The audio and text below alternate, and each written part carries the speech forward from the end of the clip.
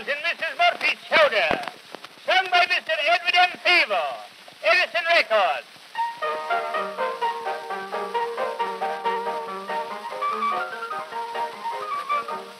Mistress Murphy gave a party just about a week ago.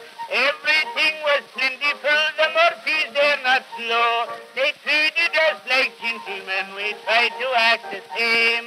Only for what happened, well, it was an awful shame when Mrs. Murphy dished the chowder out, she fainted on the spot.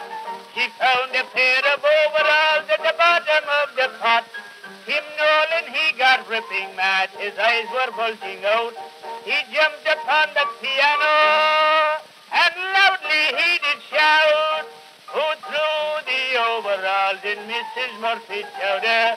Nobody spoke, so he shouted all the louder, "It's an Irish pick, that's true, I can lick the mick, that's true. The overalls in Mrs. Murphy's chowder."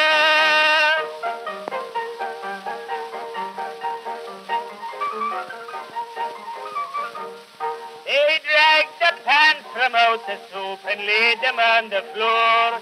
Each man swore upon his life he'd never seen them before. They were plastered up with mortar and were worn out at the knee. They had their many ups and downs, as we could plainly see. And when Mrs. Murphy, she came to, she began to cry and pout.